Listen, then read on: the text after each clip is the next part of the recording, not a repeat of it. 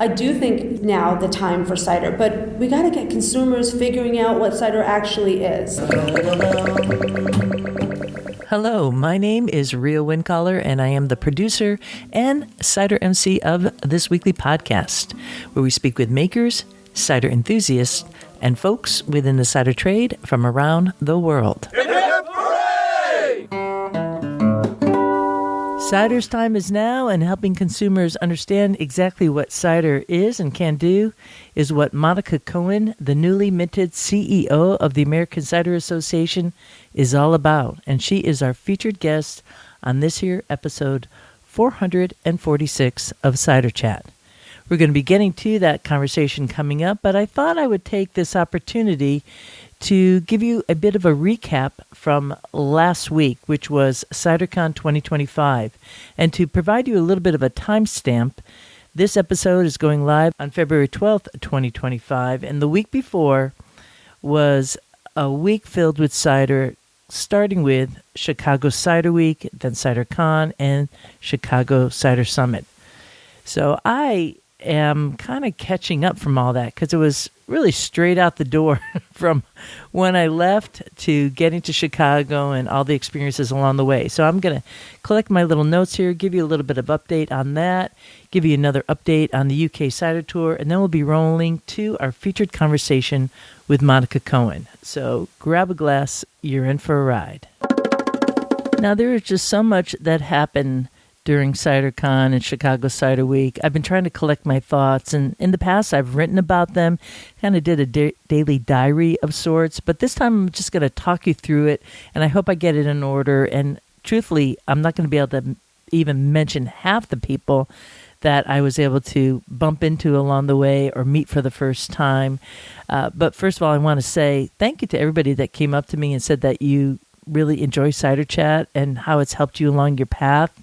And kind of fanboying a girl out on Cider Chat, it really like threw me over the edge. I'm not quite used to that, seeing that I'm just kind of talking here solo, looking at my wooden wall. I mean, it's a nice wooden wall, but as I said to each and every one of you, when I'm talking like this right now, Antonio, I'm talking to you, or Katie, my friends from Connecticut, all these different people from all over the place who I never met before, and now I feel like I know you. So do let me know if you're listening to Cider Chat, and better yet, if you listen to Cider Chat and you get value, please think about supporting this podcast, like all the fine patrons that sign up via the Cider Chat Patreon page. I'll be talking about some of them as we go through this amazing diary of life for Ria at CiderCon 2025. And it's really amazing, not because of what I was doing, but because of all the people I was surrounded with. And yes, if you're hearing me sounding a little bit tired, well, I am. And it kind of goes with the territory after you've been spending every single moment of the day squeezing that apple, trying to get every little ounce of juice out. That's really what CiderCon is all about. And I felt it like nobody wanted to go to bed. We just wanted to hang out with each other every single night. So let me begin. This was my 10th CiderCon, and I arrived early, as I always try to do, and I was able to attend the launch party for Chicago Cider Week. That took place on Monday evening, and that was held at Sleepy Village. It started with a cider cocktail competition. Absolutely fantastic. They were using bay cider from Farnham Hill dry with different spirits. And they had free food. Then they had this incredible tap list at Sleepy Village. It was really a well-done launch party. Lots of room there, even an outside place to hang out, too. Good to see people coming in from all over the map and getting my feet landed.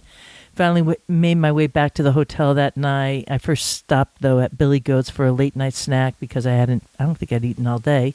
And that was a tip from Ambrosia Borowski, who is really the gal behind Chicago Cider Week, saying, check out Billy Goat. It's a good place. It's not really a dive bar. It's like a restaurant. And, well, anyways, if you're going to Chicago, check out Billy Goat. There's a couple locations. So says the yearling goat. And then it was Tuesday. And, that's when I started in my game, which is interviewing folks, having a sit down and talking about cider, drinking cider half the time too. And I kicked it off with Donatas, who is a cider maker from Lithuania. And he really became like the talk of the town at CiderCon because he's an up-and-coming licensed cidery. It's going to be the first licensed cidery in the country. And he served a key cider which is really, really great, and also a nice cider. So stay tuned for that. We also heard from Abram. He is the founder and maker at Cider Riot, which was a cidery based in Portland, Oregon. And now he's making cider in Norway. So we're going to be talking about that trajectory, what happened there. It was really, really great having a sit down with him. And then that evening, it was 2 events that took place. The first was a dinner at the Brownsville Winery. And the theme was a celebration of diverse cider voices. And this was hosted by the Cider Psalms, who are based in Chicago, and the American Cider Association, all held at the Brownsville Winery. I've been talking about this dinner for quite a while, and it did not disappoint. We had cider from Alma Cider and Yonder, which are both based in Washington State, Dope Cider House from Youngstown, Ohio, Brooklyn Cider House in New York State, and Casa de Oro, a Southern California cidery. I had a great time sitting at the table, kind of talking about the pairing of cider and food and maybe how it could meld a little bit differently if you added this or removed that. It was a really, really great time. I super enjoyed the whole scene. And then myself and a patron of Cider Chat, a new patron by the name of David, got a ride out to another event, which was a showcase of Canadian cider makers. And so that was on a different part of town. And when we got there, we couldn't really find a location. I got out of the car, asked at a bar, do you know where the Chaos Brew Club is? And they said a couple doors down. So we left our little ride share, walked down the street, and came to a black door that just said Chaos on it. And I knew we were in the right place. You walk in, there's a beautiful wooden bar there, this little narrow kind of alleyway building filled with homebrew equipment and a ton of really great people making pizza for everybody. You walked all the way through the back end, around the outside, and into another section. It just felt like you were on an Easter egg hunt of sorts. And in that other room was the whole scene for Canadian cider makers. Really, really well done.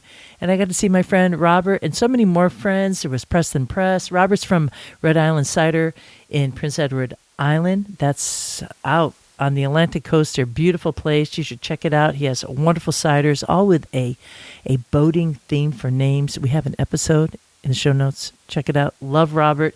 He was on the French Cider Tour 2022. I got to see Story and Eric of Preston Press. Both of them have been on Totally Cider Tours. In fact, it was like a homecoming reunion, seeing so many people that have been on a Totally Cider Tour with myself. You become like friends forever. And it was, I can't even tell you how grand that felt. We saw Jeff. He showed up. Oh, I don't know, the list. I'm going to forget somebody going down the line. But there were so many folks that it really, really was an absolute highlight for me to see. And I was actually getting confused. What year were you on the French Cider Tour versus you? And in my mind, you're all on the same trip together because it's just like one long, endless ride out and about in Ciderville. So thanks to you all. I just love you to pieces. So that was the Chaos Brew Club hosting all the Canadian cider makers, some really great cider. I got to try a cider from Heman's Cidery up in London. That's in Ontario.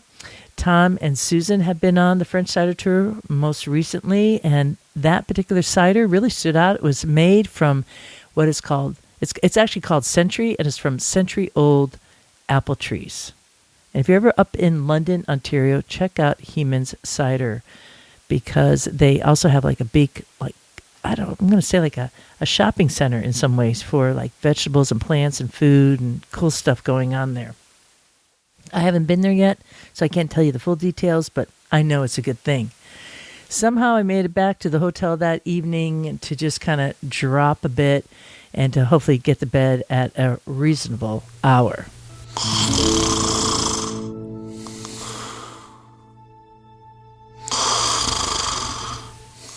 Hey, wait a minute. I don't sound like that. Those talking palms. Anyways, we're going to continue on with Wednesday, which was another flurry of amazing interviews. It kicked off the morning with Paula England of the Michigan Cider Association. She's the executive director. We'll be hearing about what's happening in Michigan, and also Glenn Kapp. Bridget Murphy of the Cider Institute. and Carrie Williams of Snowcap Cider Company. That is located on the Great Mesa in Colorado. So that's Western Colorado, best known as the Western Slope. Snowcap Cider is a multi-generational apple farm that has over 1,000 acres of apple trees. And I brought a whole bunch of that cider back, and I want to tell you, delicious. Looking forward to all those different interviews. That was just during the day on Wednesday. I don't think there was any other interviews I squeaked in there. I do not think so. But anyways, later that afternoon, as the evening events were revving up, I was able to pop in at the LGBTQIA. That was a social event up in the Conrad Hilton Suite. And then it was the Cider Share, where that is a gathering for all the makers. It's kind of like a cider festival. They had wonderful food, people catching up. It was just felt great to see everyone and taste the ciders and talk about what is really catching people's palate and how that's working for them. So that was just Wednesday during the day into the evening. And then that evening, I was able to go out to dinner with a nice group of folks. Kira Bassingworth she was originally from Western Cider. That's out in Montana. She was a head cider maker. And she was there, and Eli Shanks, who has just recently taken over her position as head cider maker. You may have remembered that Eli was in Chile. He is working with Punto de Fierro. That's Carlos Flores, who is down there, his business partner. And Eli was really instrumental for the country of Chile, their contingent that was there at CiderCon this year. So we had Kira, Eli, Carlos, and a food and drinks writer by the name of Pamela Villagra. And she was just absolutely amazing. She made the reservations for us, and evidently she doesn't normally use her name in any part of the world, but she did in Chicago, and we believe that they must have recognized her name because she's pretty well known as a food writer, because on the table, all this food kept on coming out that we didn't order. And then at the end, they even brought out a cider for us. We didn't see any ciders on the menu because it's tucked in there, which is a little bit what Monica's going to be talking about shortly. But they found one, and it was a Bordelais cider. So that was really, really fun, and what an amazing time. And yes, we are making plans for Chile. Typically, when I go to a region, I have to do a recon before I offer a tour. So we're looking for a recon in 2026 and a Chilean cider tour in 2027. Talk about the ability to blend cider and gastronomic experiences together. So stay tuned for that. In fact, I'll tell you, with all cider tours, send your name this way to get on the list, because the Totally Cider Tour to the UK is pretty much sold out. I'm going to hold a pin in that right now. But yeah, we are looking at that. We probably have more people who want to sign up than we're going to be able to offer seats for. Don't hesitate, though, to send your name this way, though. I want to say that because sometimes things happen and people need to pull out. So we do look like we are filled up. We're just waiting for some of the last-minute confirmations, and we're good to go for the UK this August, which means that cider tour to the UK sold out within 2 weeks. And pretty much Robert said it best. I think Robert Van Worden said it best, which I'm surprised he didn't sell out in one day. And frankly, I am too. But, people need time to make their plans. Anyways, let's continue on. So we had that evening, the tasting, and then I returned to the hotel that evening and brought up my bottle of Calvados from Don Fronte in France and started pouring that at the little lobby con where everybody's doing a cider share, and got to see Albert of Ross on Weiss Cider and Perry Company, Adam Wells, who wrote the book Perry, and just a whole bunch of people. Chuck Shelton just sat down at the table and just relaxed into it all. And that was so much fun to kind of kick off Wednesday of the week doing that. And then we had 2 more days. So let me continue on with that, rolling into Thursday. Thursday is when the workshops at CiderCon really begin taking place, and that's when I recorded the experimental food forest that was led by Carlos from Chile. So stay tuned for that episode coming up later this year. And then I had my interview with Monica Cohen, which you're going to be hearing shortly.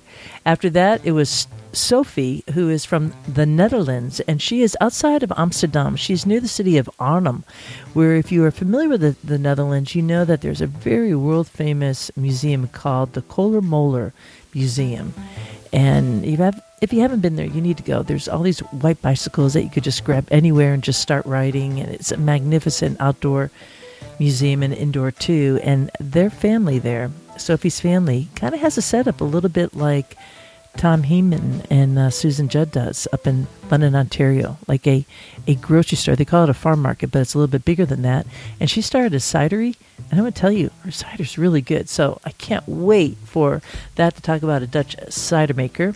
And then I was able to squeeze in Levi from Raw Cider out in Oregon. That's Levi Danielson talking about his ciders.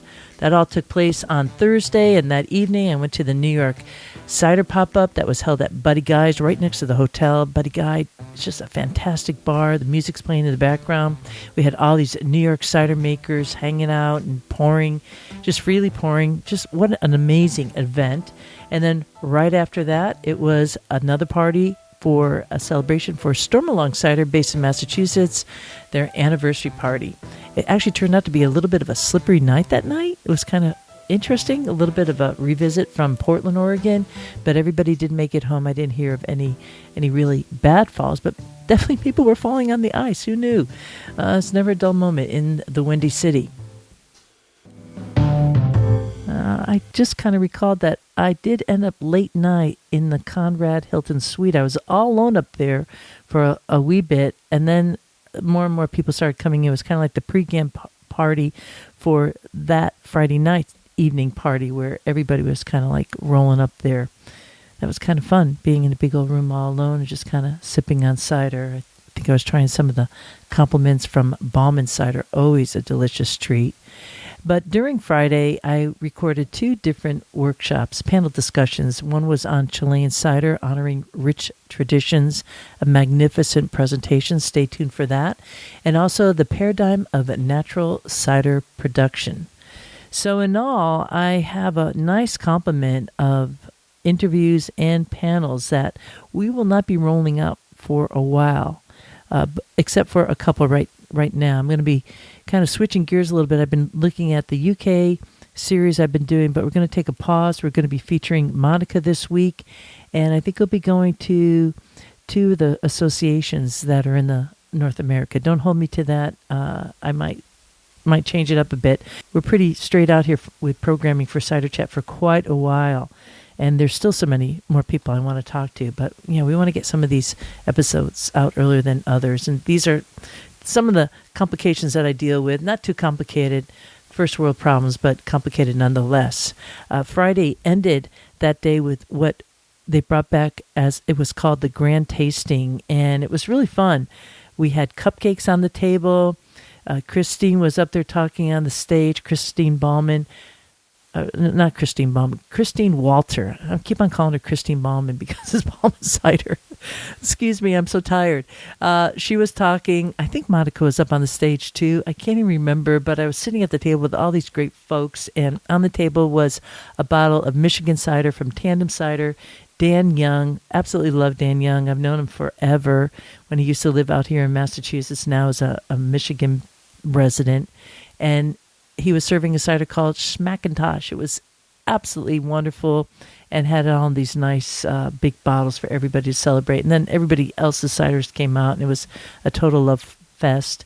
I ended that evening by going out to dinner with my friend Nicole Todd of Santa Cruz Cider Company and her friend Hannah, who had visited this past summer as Nicole was flying through with a bunch of girlfriends that were all part of a book club. And so there was Hannah visiting. She's from the region, was passing back from a food conference that I think she was in LA or something. Anyways, we went out to dinner that night and then ended back up at the Conrad Hilton Suite for a really fun time with everybody. And I was able to do the final pour of the Calvados that I brought from Don Fronte for everybody. It's always my goal, in case you don't know, that I have this one bottle that I bring to CiderCon, and I like to pour a drop for everyone because it's so fine, it's so aromatic. It's so full-bodied that you begin by drinking through your nose, just sniffing it in, letting your body alchemate. Don't try to sip Calvados straight away. Let it just sit in the air, kind of get into your membrane through your nose, and then your palate will be ready to take the sip. And it was just so much fun. I love it. And I loved seeing everybody there. We stayed up way into the night, and I finally got home on Saturday, and I'm here now just trying to recoup, just filled up just so much with everybody that I got to meet. Thank you, American Cider Association, all the folks in Chicago who did an outstanding job, all the folks who presented at CiderCon, and also, of course, to Michelle McGrath, who has moved on to a new job. She was the executive director here, the CEO for many years, for past 8 years, a wonderful person. She was there too. It was nice to see her. And to also welcome in Monica Cohen. So we're going to go to that featured presentation now, a cider chat with Monica Cohen, the newly minted CEO of the American Cider Association.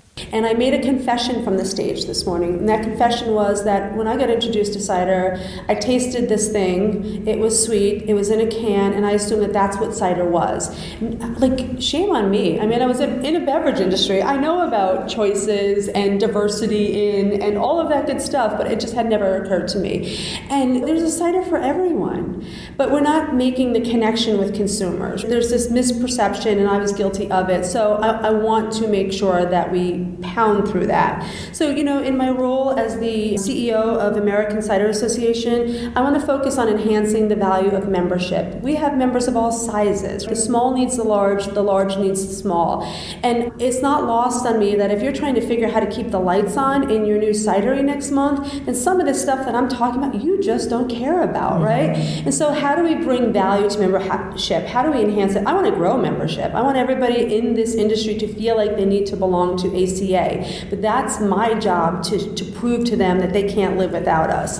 I think about things that cidery, wherever you are in the cider industry, that you might need. Do you need insurance? Can we bring that to you? Is it data? Can we bring that to you? Is it figuring out how to manage a business? Can we bring that to you? So I want to enhance. I want to get really deep in that membership place and space for large and small. I want to get aggressive with advocacy. When I'm hearing things about the bubble tax, I'm like, how does that make sense? And I'm going to ask that question a lot because a lot of things don't make sense. And sometimes they don't make sense because I don't understand it and I need to understand it better.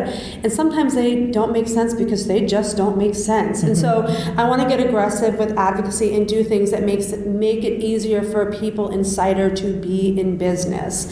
And then lastly, I want to increase the awareness of cider, which is almost where I started with my confession that I thought cider was this one thing. Increase the awareness of cider. You have to go to where the consumers are. You have to meet them where they are. I am now doing what I did in dairy, I am doing for cider. I am in a restaurant and I am looking at the menu to see where cider is on it. And I am annoyed if it is not on it. And I'm usually annoyed when it is on it because it's not in the right place and there's only one offering. And so we've got a whole lot of work to do there as well. Wonderful. I love you already. Okay. So we speak the same language, maybe? Yeah. Absolutely. I'm a little curious, this being your first CiderCon, in the short time that you've been here, has there been anything that's kind of been an aha moment just here in Chicago on the amount of ciders available and some of your tasting, your palate there? Anything that's been of note that said, oh, this is helping inform me, both as not a CEO, but as just a person who is trying cider in that way for maybe the first time with the diversity that we have here. Yeah, absolutely. The aha moment, Cider Share last night, a huge acclamation. You want to talk about that? Like, huge opportunity for me to meet so many people and to taste so many varieties of cider. And yes, and so first let me just start with, you have to be really smart to be in this business. To even just figure out, it's the science of it, it's the craft of it, it's the art of it. There are so many deep and smart people working in this business. A shout out to Dave Takish from Two Towns, because he sat me through, he's on my board, and he spent some time with me a couple of weeks ago. I think it was a 2.5 hour deep dive into fermentation. I said, Dave, I will never get this time back in my life, and I retained about 5% of what you shared with me, but whoa, you are smart. It's very complicated and very technical, and the resulting product shows that. I mean, it's just such a great, diverse product. And so, to the original question, yeah, if you put a whiskey glass in front of me and put cider in it, which happened to me, and didn't tell me it was cider, I wouldn't have known I was drinking cider. It showed up like bourbon. I've tasted something that was like champagne. I mean, the taste, the flavors, the colors, the diversity, the aroma, there's a cider for every occasion. And so, the aha moment really for me was the offerings, the complexity, and the fact that there really is a cider for everyone and everything. So, you don't like sweet? Okay, try this. You don't like dry? Try this. There's just so many options. It's great. That's a true confession from everybody, right? We're always being amazed by it, and it's an art, it's a craft, as it should be. We're also at a time, as you said, cider's time is now, because we're creating history right now. And there's not many niche markets or businesses where you are actually in the moment of time, where you are able to create the narrative at a level that you could change history of the future. That's a heavy weight. Computer scene will have revolutionary experiences with like AI right now. With cider, it's setting its own mark in time at a level that you can't say that's true for wine. Wine's already kind of been set up in a way, and beer has had its heyday and is kind of having its ebb and flow right now.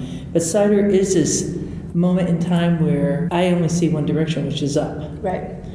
That's a big donkey load to kind of carry up and down the hill. And I'm not sure if anybody had told you that. So it's a heavy piece. Can you tell us a little bit about your approach to an organization such as the ACA with so much diversity? It's covering the entire United States, and then we have our global members that are, really all eyes on the U.S.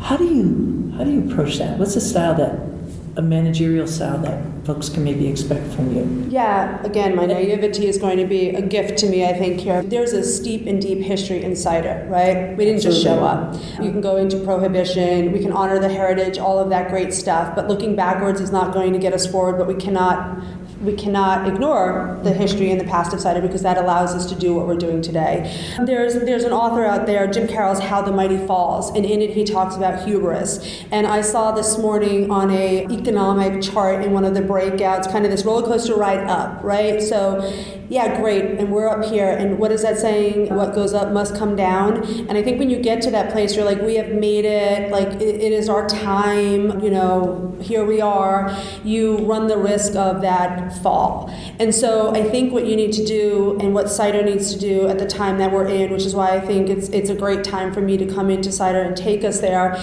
is we need to continue to innovate. We need to double down, to pound the pavement and get the word out there about cider. We need to show up in restaurants, and we can't stop, right? You can't just produce something and say we've achieved what we needed to achieve and people will love us. Like, you can't. Oh, and by the way, as soon as you got that product out there that somebody loved, you better come back out behind it with yet another product. So like, it used to be, when I was growing up, my mother bought Hellman's mayonnaise, bought no other mayonnaise, price was right, quality was there. But you can't assume that any customer is going to forever be there with you. You have to innovate, and then you have to innovate again, or you'll die. So I like to talk about a challenger mindset to get to kind of the crux of your question in terms of leadership. And that's, in the face of constraints, a lot of organizations, it's too hard. We don't have the time, we don't have the money, we don't have the resources. I want to say that what we need to do here is adopt a challenger mindset and figure out how to ask the right questions in the face of constraints. And when you can do that, and you do that in a beautiful way, you can transform your organization, you can transform your industry. As a young lady, I was told, don't be a bull in a china shop. I need to be a bull in a china shop. I need to ask questions, I need to push in, I need to challenge assumptions. Success bias is something that I want to stomp all over. What worked for you in the past is not going to work for you today. And so technology, the way consumers buy, changing preferences, all of this good stuff. And we've seen it with other alcohol products, right? You got to be a bull in a china shop. You got to ask the questions. You got to be looking out to the future. So a challenger mindset is one way in which I lead. The other way in which I lead is future back. So like I think a lot of business people look at the end of the quarter, right? Like we want to be innovative, but I got to report out at the end of this quarter and I don't want to lose money, and a lot of times innovation will lose money, and so I'm afraid to do that.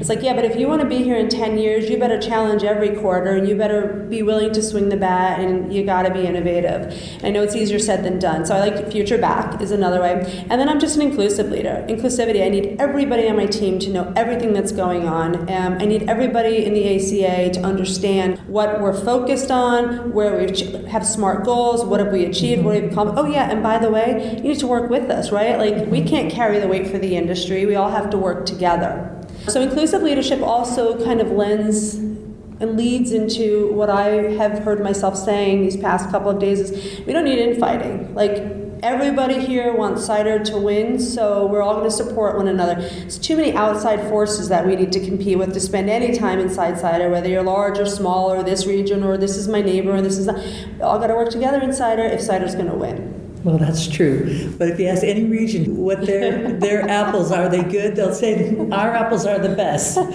Just so you know. Reminder, I'm a New York girl who got introduced to Washington and Oregon apples, and I had to remind everybody we got apples in New York. It's part of the fun. That's it's really right, part of the fun. I'm kind of curious, what would you like to get from membership to help you build in your role? Yeah, the very simple and short answer is everything. I want to hear everything from them. The good, the bad, the ugly, what has worked, what do you wish we were doing. I do this start, stop, continue exercise, and I'm allowing the team to get through this week and maybe like breathe a little next week. And then we're going to do a deep dive into what have we been doing that works? What are we doing that doesn't work? What should we continue? What should we stop? And members need to be part of that. I'm going to rely heavily on my board. I'm going to rely on the regional associations, and I'm going to rely on the membership. I'm going to survey, I'm going to ask, I'm going to listen, because I don't have all the answers. I have experience that I think can help this industry, but I'm a newbie in this industry, so I want to hear everything. And you will. And then I'll regret that I said this on this podcast. Be kind, Ciderville. Be kind, right? Please. We always lead with kindness forward to get what we need. So with that said, there's a lot going on in 2025, just add a greater landscape for the nation, and nationally a lot of political stuff going on. How do you see yourself maneuvering through that? Because people are a little scared in some ways on necessarily tariffs happening, or folks having enough money to go out and do that extra tasting room visit. Those are some of the wrenches that get thrown out. So maybe the short question is, how do you deal with obstacles? Yeah, so because you said the word political, in a normal political environment, I would have an answer for you. In this political environment, the world's crazy right now. But everything is cyclical. Those who do not remember the past are condemned to repeat it. There's been times before where money is tight and people's habits change as a result. Money is flush and people's habits change as a result. But I think having our finger on the pulse and also understanding where we're going, we can't just know what's happening today with our intended audience and our consumer. We have to know maybe where they're going and being able to project. And that gets back to what I said earlier. We have to innovate and innovate and innovate and try different things. I love small experiments.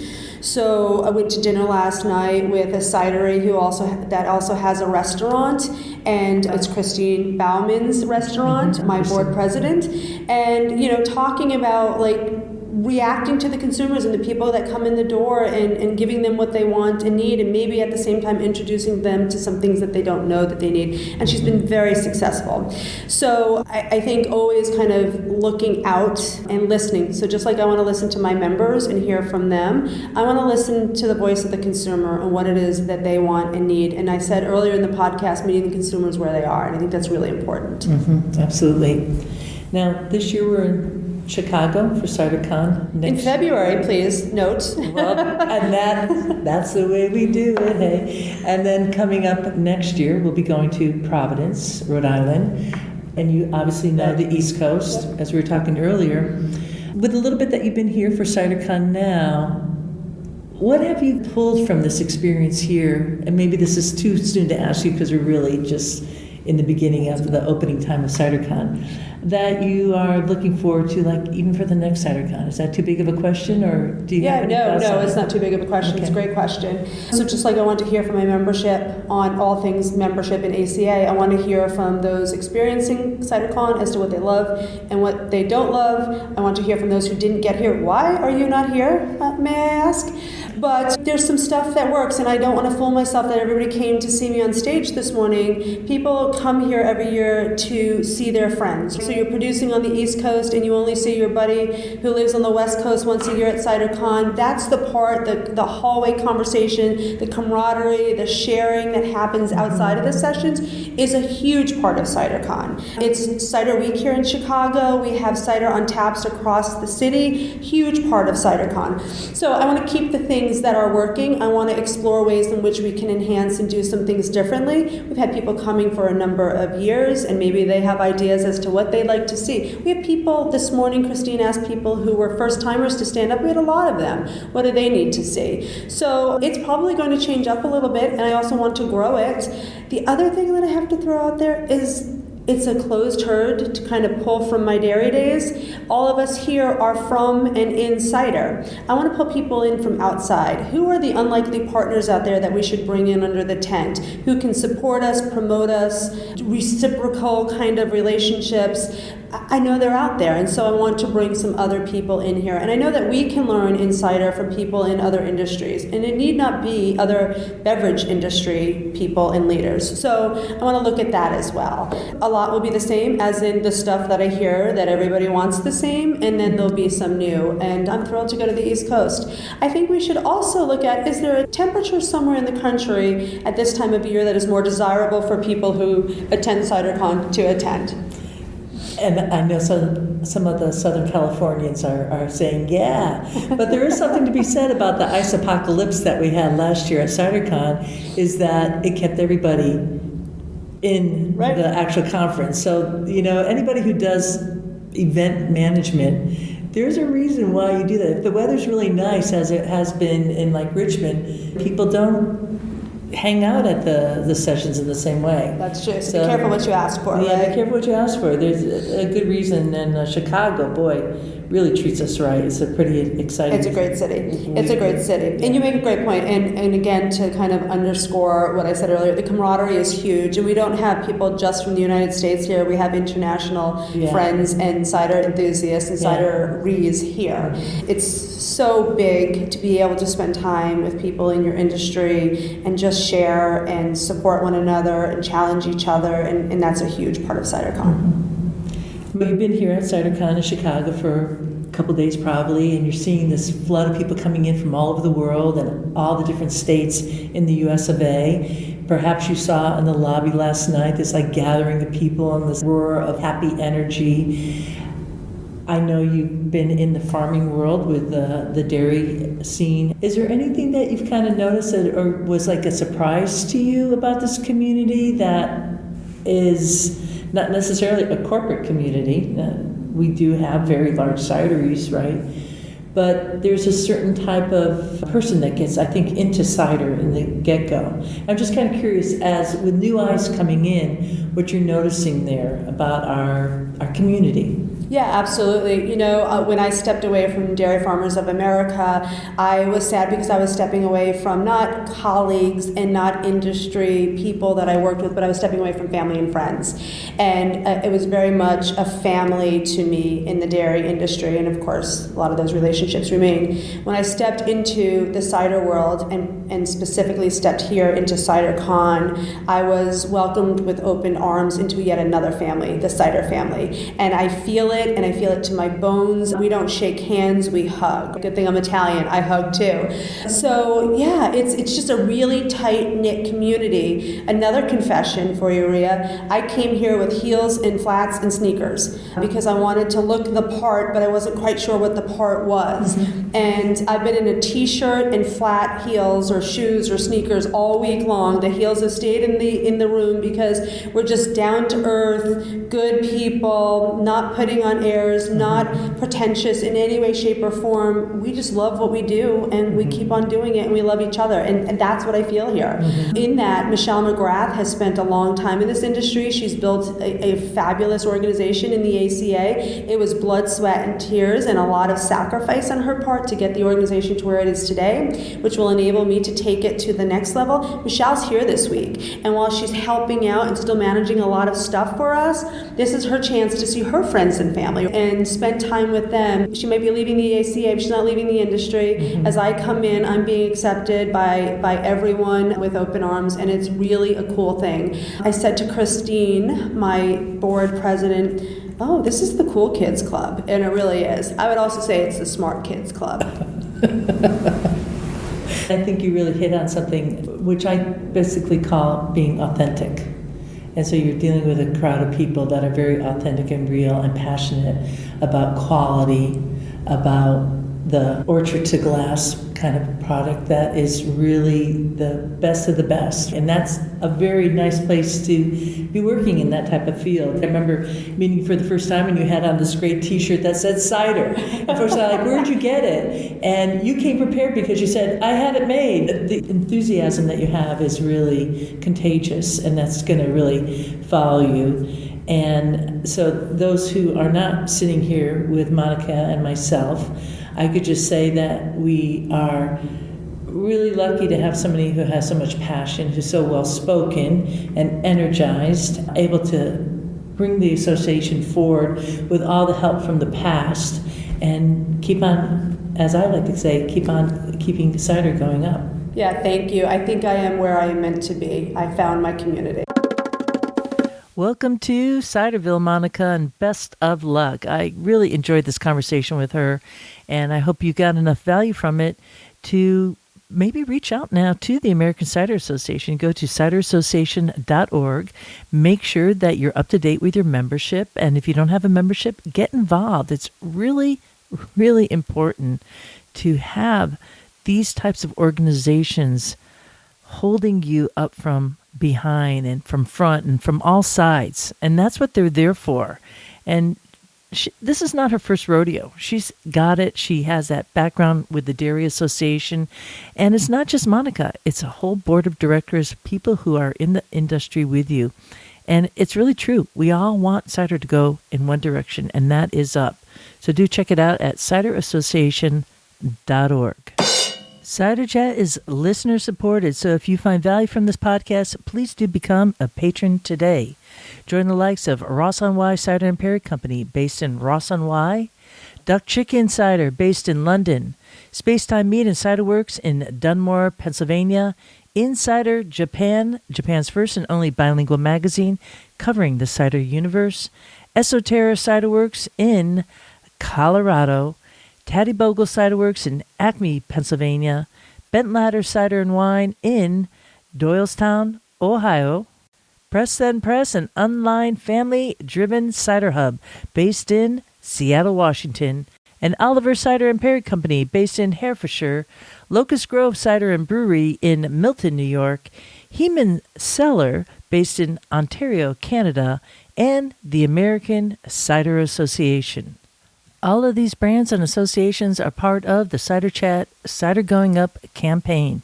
You could go to ciderchat.com, look to the link that says support, and then you'll see Cider Going Up, where we list and then mention as many times as I possibly can on this podcast by thanking each of these brands and all of the patrons for their support. Bravo! Become a patron today by Googling Cider Chat and Patreon. That's spelled Patreon, or hit the donate button at ciderchat.com.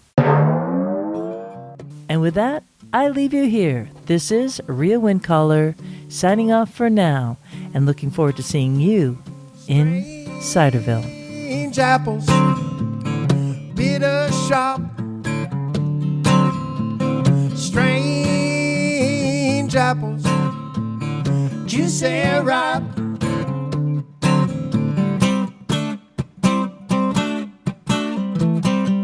Bop, bop, bop, ba-da-dum-doo-doo-dop, bop, bop, bop, ba-da-dum-doo-doo-dop. Who wants a tannenbaum? I want a Tannenbaum. Who wants to pull them down? I'm gonna pull them down. Hey, hey, hey, apples, bittersweet, strange apples, hanging high. Got them strange apples. Forget the pie. Strange apples, squeeze them tight. Got them strange apples. Strange apples. Strange apples. Make them pop.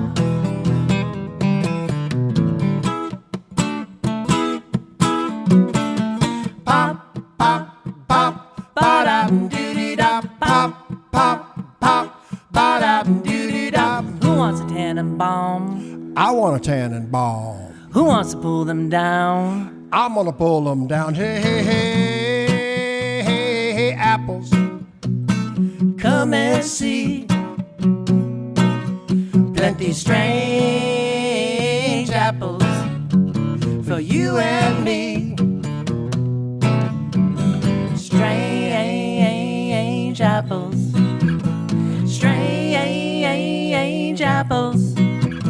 Strange apples. Make them pop. Pop, pop, pop. Ba-da.